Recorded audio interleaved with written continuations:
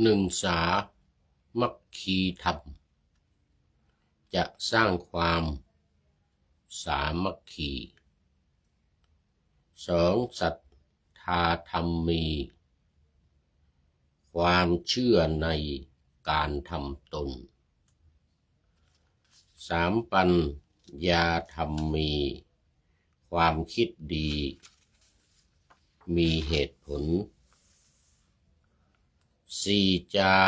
คะธรรมคนมีความเสียสละทานห้ากตัญญูตารู้คุณค่าตอบแทนท่านหกวิริยะทันมีความเพียรพยายามเจ็ดสันติธรรมหลักรักความสุขสงบงามมีในใจทุกยามมีศีลธรรมเป็นคนดีขอถวายความนอบน้อมแด่พระรัตนตรัยมีพระพุทธเจ้าเป็นต้นขอถวายความเคารพพระมหาเถระพระเถรานุเถระเจ้าคณะพระสังฆาธิการทั่วโลกมีพระเดชพระคุณพระธรรมเสนาบดีเจ้าคณะภาค7วัดพระธาตุดอยสุเทพเป็นต้น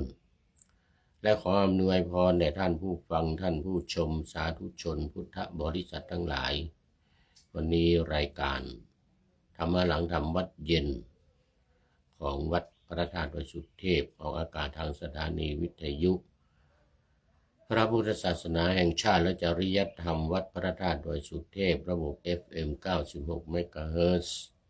มีพ่อครูวันลบนามวงพรหมเป็นผู้อำนวยการ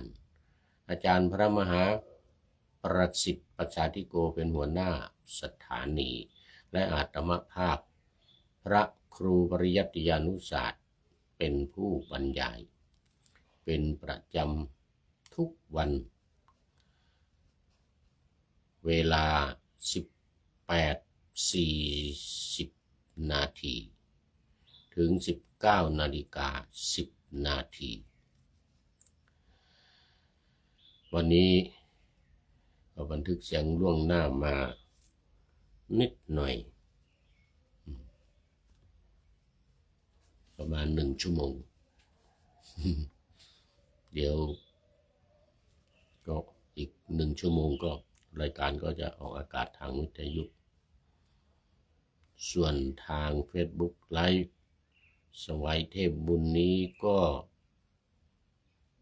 เข้าชมเข้าฟังกันได้ตลอด24 ชั่วโมง30 วัน24 ชั่วโมงเลยแล้วก็ใช้เวลาอีก30 วัน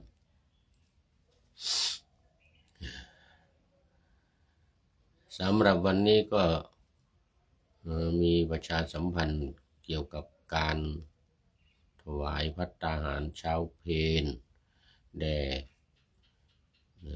พระปาติโมกข์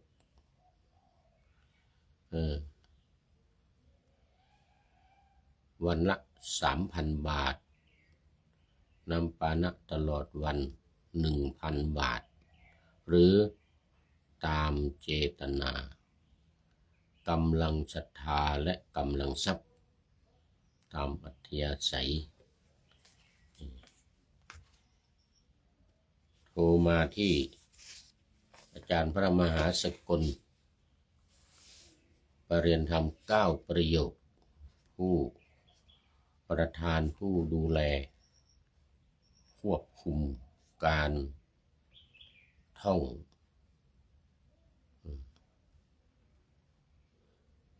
การสอบ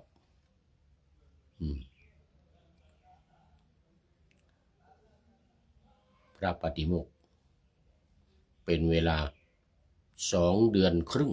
เนี่ยเริ่มมาแล้ว 7-8 วันเหลืออีกประมาณ60 กว่าวัน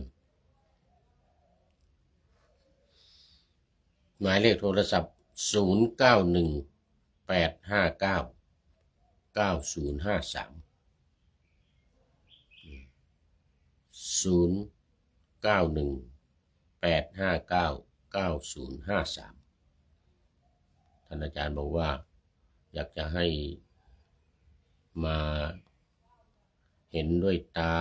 ประเคนด้วยมือว่างั้นนะจะได้เกิดศรัทธาและได้บุญมาก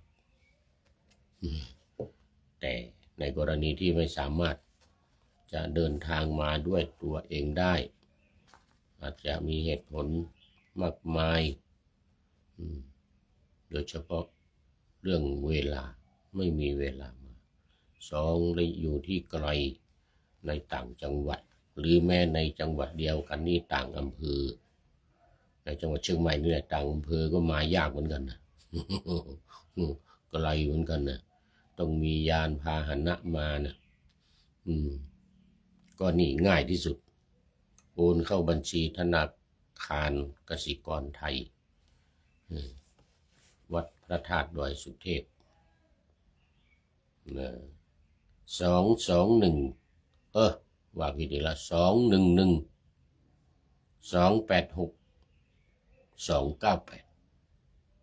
211286298ธนาคารกสิกรไทยก็ตามอัธยาศัยยังมีเวลาอีกมากวันนี้ยังไม่สะดวกก็วันพรุ่งนี้มารืนมาเรื่อง2 เดือนกว่าเวลา2 เดือนกว่าหาวันว่างวันหยุดเดินทางมาบนวัดพระธาตุดอยสุเทพแล้วก็สักการะบูชาพระบรมธาตุดอยสุเทพด้วยเป็นเจ้าภาพภัตตาหารเช้าเพลด้วยก็ตามอัธยาศัยโมทนาสาธุการล่วงหน้าสำหรับวันนี้ธรรมะ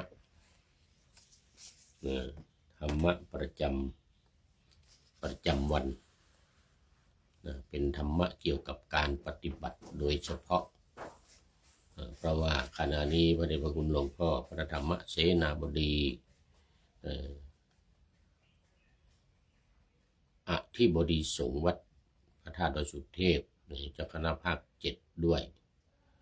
กำลังนำพระภิกษุสงฆ์สามเณรอุบาสกอุบาสิกาศรัทธาญาติโยมนักท่องเที่ยวที่มาเที่ยวชมสักการะบูชาพระสุวรรณเจดีย์ร่วมกันทำวัดสวดมนต์เย็นและทำสมาธิภาวนาอยู่ในขณะนี้เริ่มตั้งแต่ 18:40 เป็นต้นมา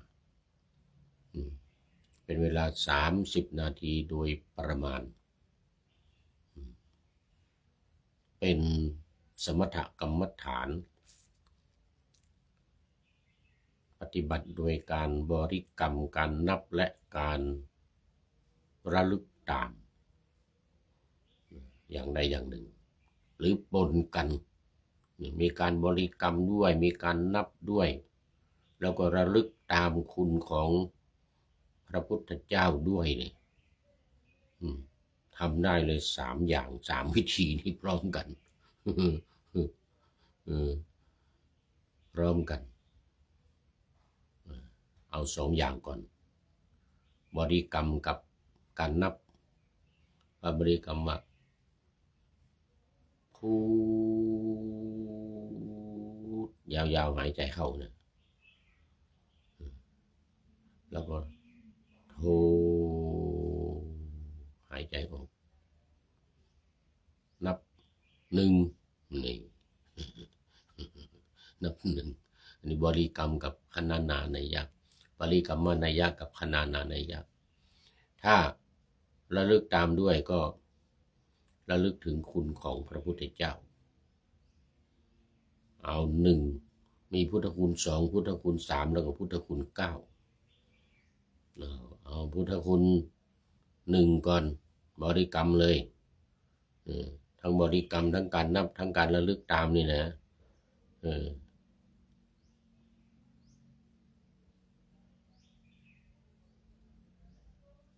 หนึ่งอะระหังเหมือนกับทางสายวัดธรรมกายเขาจะมีคำว่าสัมมาด้วยสัมมาอรหังนะแต่อันนี้ไม่ต้องอันนี้เอาตามที่มีในบาลีเลยอะระหังนี่นะระลึกถึงคุณของพระพุทธเจ้าข้อที่หนึ่งอรหังแปลว่าพระอรหันต์หรือผู้ไกลจากกิเลสก็ได้หนึ่งนับโดยหนึ่งอรหังผู้ไกลจากกิเลสหรือพระอรหันต์หนึ่งนี่ได้ทั้งสามอย่างเลยแล้วระลึกตามแล้วก็บริกรรมแล้วก็นับทั้งปริกรรมนัยยะคณนานัยยะและอนุสรณานัยยะอนุสรณาจะแปลว่าระลึกตามหรือสองข้อสองสัมมาสัมพุทโธตรัสรู้ชอบได้ด้วยพระองค์เองสองนี่สองนับด้วยระลึกตามด้วยแล้วก็บริกรรมด้วยสัมมาสัมพุทโธตรัสรู้ชอบได้ด้วยพระองค์เองนี่แล้วก็อันนี้พุทธคุณเก้านะเมื่อกี้ว่าผิดไปตรัสรู้ชอบได้ด้วยพระองค์เองก็สามก็วิชชาจรณะสัมปันโนถึงพร้อมด้วยวิชชาและจรณะสามนี่ว่าไปเรื่อยๆจนถึงเก้าสุขโตโลกวิทูอนุตตโรปุริสธรรมสารถิสัทธาเทวมนุษย์สานังพุทโธภควาอย่างเงี้ยเก้าพุทธคุณเก้าแต่ถ้าพุทธคุณสามระลึกบริกรรมพระพุทธคุณสามก็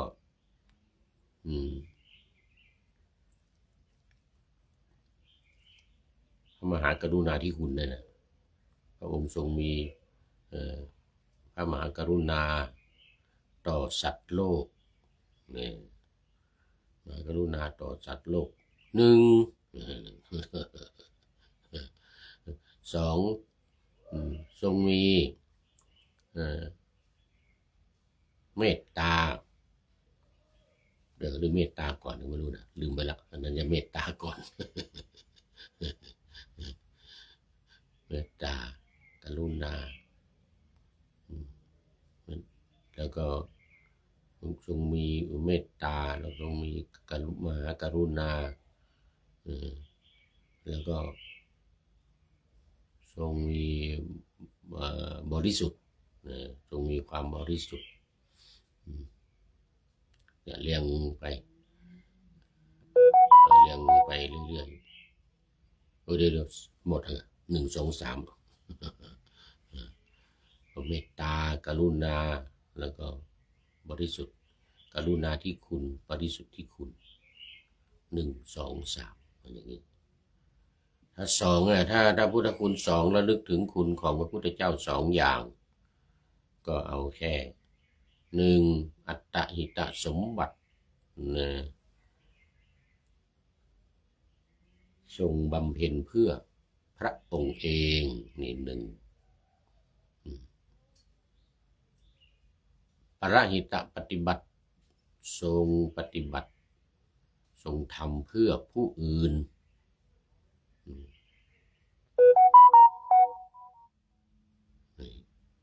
สองก็หนึ่งสองไปเรื่อยๆจนหมดเวลา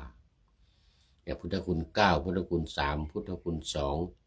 ระลึกถึงคุณของพระพุทธเจ้านะว่าภาษาบาลีด้วยแล้วก็ว่าคำแปลด้วยในการระลึกถึงคุณของพระพุทธเจ้านี่ขอต้อนรับพระเดชพระคุณหลวงพ่อสุทธิสงึมลำจากจังหวัดบุรีรัมย์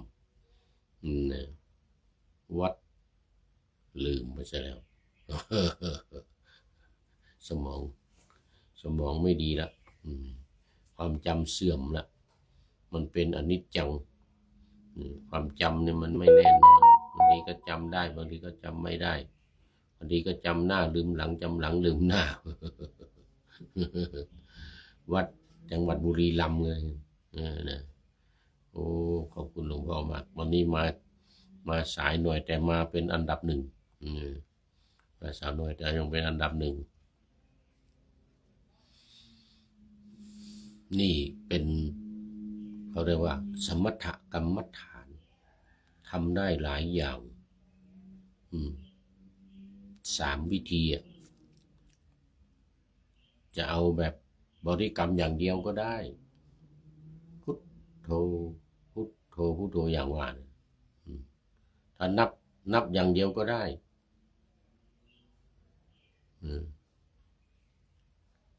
1 2 3 4 5แล้วก็ถอยมา1 2 3 4 5 6 7 8 9 10อย่างนี้แล้วก็ถอยมาเรื่อยๆไป10เพิ่มเป็น15ทีละ5นะ20 30 40 50อันสุดท้ายเอา6เด้อ6พอเราขึ้นกรรมฐานพุทธานุสติ56คุณของพระพุทธเจ้ามี56ก็นับพอถึง50แล้วก็นับ1มา1 2 3ไปจนถึง56เนี่ยไม่เอา55ละทีนี้เพราะคุณของพระพุทธเจ้ามี56เนี่ยแล้วเมื่อเราทำพุทธานุสติเราก็นับ1ถึง56พอครบแล้วก็นับมา1ถึง5ใหม่1ถึง10 15 20 35 40 45 50 56อย่างเงี้ยเรื่อยไปจนหมดเวลาจิตใจเราก็จะสงบเป็นสมาธิแนบแน่นเนี่ยเราการนับเนี่ยมันจะลืมไม่ได้นะถึง5ถึง30แล้วก็มาถอย10อย่างเงี้ยไม่ได้นะ15อย่างเงี้ยนะหรือบางทีก็เหมือนกับที่เขาพูดกันนะนับ1ไม่ถึง100พอ99 1ไปอีก99หรือบางที70อะไรอย่างเงี้ยนะอย่างนั้นไม่ได้เรื่องเลยแต่ก็ไม่แน่นะถ้าสมองไม่ดีเลอะเลือนอนิจจังเข้ามาแล้วไหนนะอนิจจังเข้ามาความจำสัญญาไม่แน่นอนนะก็หนหน้าด้นหน้าด้นหลังหนหน้าหนหลังได้นะไม่ถึง100สักทีโอ้ถึง50 60ลืมซะแล้วไม่ถึง56สักทีถึง10 20ลืมจะแล้วมาเริ่มต้นใหม่ลืมแล้วก็เริ่มต้นใหม่ ยิ่งดีนะโอ้มันลืมมาแล้วนะมันเริ่มต้นใหม่ไว้เริ่มต้นใหม่ เอาเวลาว่าแล้วทีนี้จนหมดเวลาพอหมดเวลาแล้วก็หยุดเลยอิมังกัมมัฏฐานังปัจจุทลามิอิมังกัมมัฏฐานังปัจจุทลามิอิมังกัมมัฏฐานังปัจจุทลามิขอลากรรมฐานโอ้ตอนนี้ขอต้อนรับพงศกรชัยศิลป์โอ้สาธุพงศกรจากจังหวัดน่านมาแล้วกราบสาธุว่าเนี่ยมาเป็นอันดับ2วันนี้โอ้แล้วก็มีรูปมาแล้วเนี่ยยังไม่คอมเมนต์โอ้มีแต่รูปมามีแต่รูปเข้ามาแล้วโมทนากับทุกท่านนี่เป็นแบบอะไรเมื่อกี้นี้ขนานานัยยะหรืออย่าเอาอนุสรณานัยยะอย่างเดียวก็ได้ไม่ต้องนับไม่ต้องบริกรรมไม่ต้องนับไม่ต้องบริกรรมระลึกตามอย่างเดียวข้อ 1ไม่ต้องเอาข้อ 2ไม่ต้องเอาระลึกตามยังไง ก็ระลึกตามคุณของพระพุทธเจ้าพุทธคุณ2พุทธคุณ3พุทธคุณ9ว่าเป็นอย่างไปเลยพุทธคุณ1ก็อัตตหิตสมบัติปรหิตปฏิบัตินี่พุทธคุณ1เพื่อตัวเองกับเพื่อคนอื่นอย่างนี้พุทธคุณ3ก็เมตตากรุณาผิดมหากรุณาเสร็จแล้วก็ปัญญาแล้วก็นี่เห็นไหมสมองมันแย่อย่างนี้แหละปัญญาแล้วก็บริสุทธิ์ที่คุณปัญญาแล้วก็บริสุทธิ์3อย่างระลึกไปเลยไม่ต้องนับไม่ต้องบริกรรมอะไรระลึกเรียงลำดับไปถึงพุทธคุณ9ก็เขาเรียกนวโหรคุณนะคุณ9อย่างตอนนี้ขอต้อนรับคุณพงศกรชัยศิลป์ขอให้หลวงพ่อรักษาสุขภาพนี่วันนี้หนาวนะวันนี้หนาวทั้งวันเลยตอนเช้าจัดรายการ2รายการก็ต้องห่มผ้านี่สุขภาพแข็งแรง120 ปีโอ้โหนะครับว่าไงนะ120 ปีเลยนะครับสาธุไม่เอาอันนี้แค่สัก70เนี่ยตอนนี้70แล้วไม่ไหวจะเดินจะเหินนี่เวลานั่งนี่ยกเท้าขึ้นย่อนแข้งนานๆก็บวมอีกแล้วเวลานั่งนี่ยกเท้านี่เห็นไหมนี่ยกเท้าขึ้นวางนี่ต้องเอาอะไรมาลองไว้ทีนี้โดยเฉพาะข้างขวานี่ข้างซ้ายนี่ก็ยกบ้างไม่ยกบ้างถ้ายกทั้ง2ก็ยิ่งดีนี่แค่70นะถ้า75 80 90ไปแล้วติดเตียงไปไหนไม่ได้ยังไม่มีไม่ไหวแล้วเอาสักเนี่ย70 75หรือไม่เกิน80นี่ก็พอแล้วเท่าพระพุทธเจ้าก็พอแล้ว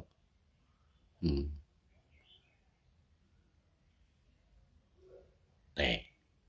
มีแต่นะถ้าสุขภาพดีนะร่างกายแข็งแรงสมบูรณ์นี่นะไม่ต้อง120อ่ะเป็น10,000 ปีเลย10,000 ปีหมื่นปีเหมือนคนจีนอวยพรนี่นะเขาจะไม่เอาเลยนะ120นี่นะเอา10,000 ปีหมื่นปีอย่างนี้จะดูหนังสามก๊ก3ก๊กจะอวยพร10,000 ปีเนื้อหมื่นปีหมื่นด้วยนะไม่ใช่10,000 ปีธรรมดาโมทนาขอบคุณมากขอบคุณมากอันนี้รักษาเรื่องสุขภาพเนี่ยดีมากแล้วตอนนี้ยกเว้นคันจมูกเนี่ยอันนี้มันก็ไม่ใช่เรื่องสุขภาพแล้วก็เป็นสุขภาพเหมือนกันนะแต่มันน้อยๆนิดๆหน่อยๆเวลาพูดนี่เนี่ยเวลาพูดเวลาบรรยายเวลาเทศเวลาปาฐกถาธรรมหรืออะไรนี่นะมันคันจมูกมันคันจมูกเป็นเวรเป็นกรรมนี่ไม่ได้เป็นโรคภัยไข้เจ็บอะไรหรอกแต่มันคันเนี่ยคันเพราะกรรมละโมทนาอันนี้เรื่องของสมถกรรมฐานแต่ว่าในรายการนี้ที่พระเดชพระคุณหลวงพ่อพระธรรมเสนาบดีหลวงพ่อเจ้าวาดมอบหมายให้ผู้พูดดำเนินการก็คือวิปัสสนาแต่ที่พูดเรื่องสมถะนี่ก็เป็นการพูดให้เข้าใจแล้วก็ทำกันไปส่วนวิปัสสนาเนี่ยมันทำได้ตลอดเวลาที่ไม่หลับบางทีหลับก็อาจจะทำได้ใจทำแต่ถ้าหลับสนิทก็ไม่ทำนะบางทีเราพูดเรื่องสมถกรรมฐานวิปัสสนากรรมฐานเพราะไม่ฝันนะมันฝันเรื่อง การปฏิบัติ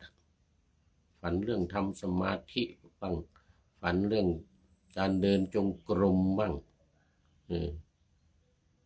ฝันว่า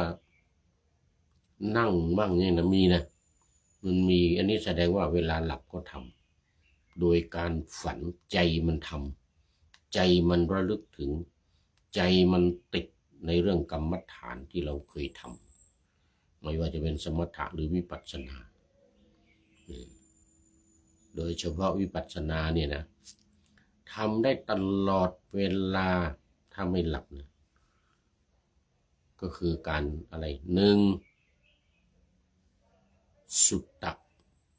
มยปัญญานัยยะนี่ยาวหน่อยสุตตมยปัญญานัยยะแปลว่าวิธีการทำความรู้หรือทำปัญญาหรือทำญาณเนี่ยนะให้เกิดขึ้นเนี่ยนะโดยการฟังเขาวิปัสสนานี่มันแปลว่าเห็นแจ้งทำยังไงจะให้มันเห็นแจ้งเห็นด้วยญาณนะไม่ได้เห็นด้วยตานี่นะเห็นด้วยญาณเห็นด้วยวิชาความรู้เห็นด้วยปัญญาความรู้แจ้งนะภายในโดยเฉพาะญาณเนี่ยเขาเรียกปัญญาญาณนะอันนี้เรียกว่าวิปัสสนาแปลว่าเห็นแจ้งดังนั้นการเห็นแจ้งเนี่ยก็จึงมีวิธีการ3 อย่างจะให้เห็นแจ้งจะให้รู้แจ้งจะให้เข้าใจแจ่มแจ้งหรือสัจฉิกรณัตถายะทำให้แจ้งอันนี้ไม่ใช่ธรรมดานะทำให้แจ้งนี่มันคือการละนะการละเช่นละกามตัณหาภวตัณหาวิภวตัณหาอย่างนี้ในข้อที่3เขาเรียกนิโรธเนี่ยการละหรือการดับนะนี่เรื่องมันนะสัจฉิกรณะนี่นะใช้คำว่านิโรธนะนิโรธแปลว่าความดับนะความดับทำยังไงคือสัจฉิกรณะทำให้แจ้งคือเข้าใจแจ่มแจ้งแล้วก็ละได้ดับได้นี่เรื่องมัน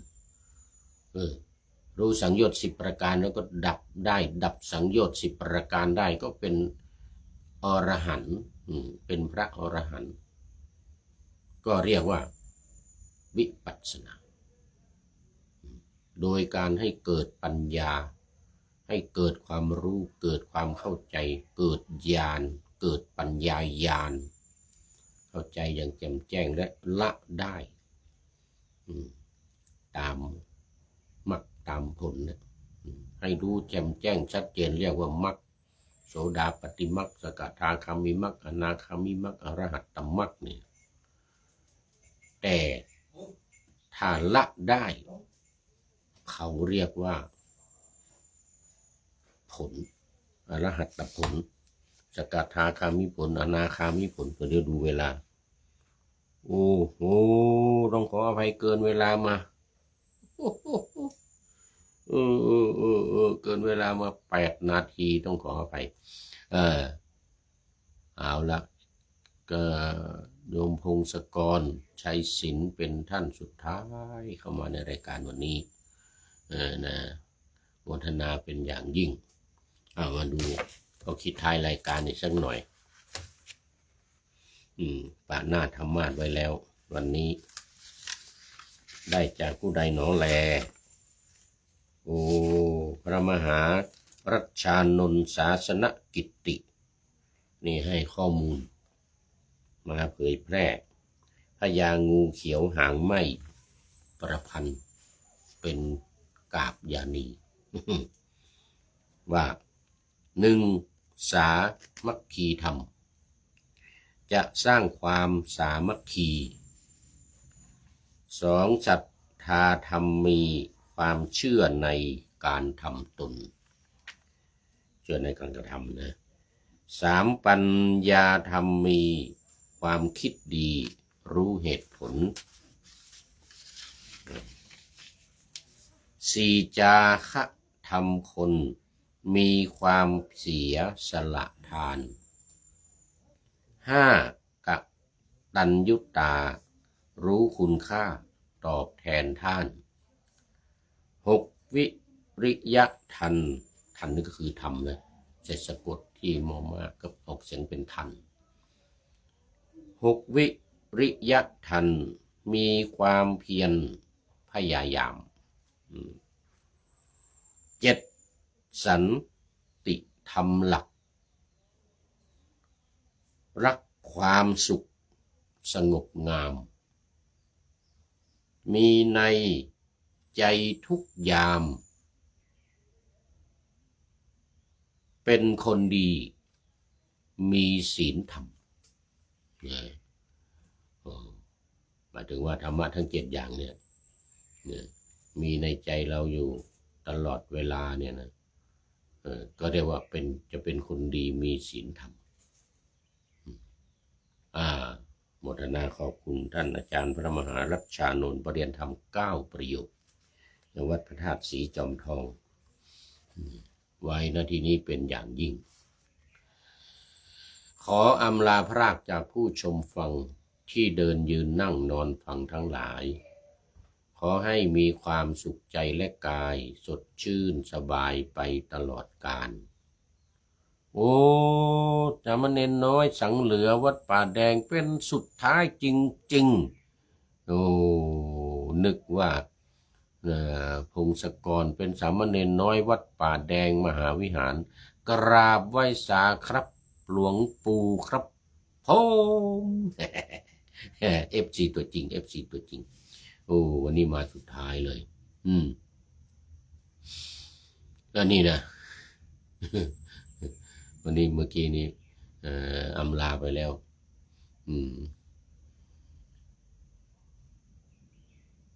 ขอทุกท่านมีความสุข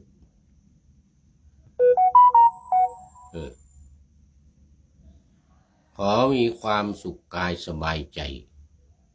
ปรารถนาสิ่งใดอันเลิศล้ำจงเพิ่มพูนตามบุญงามและตามกรรมที่ได้บำเพ็ญไว้ทุกประการขอเจริญพร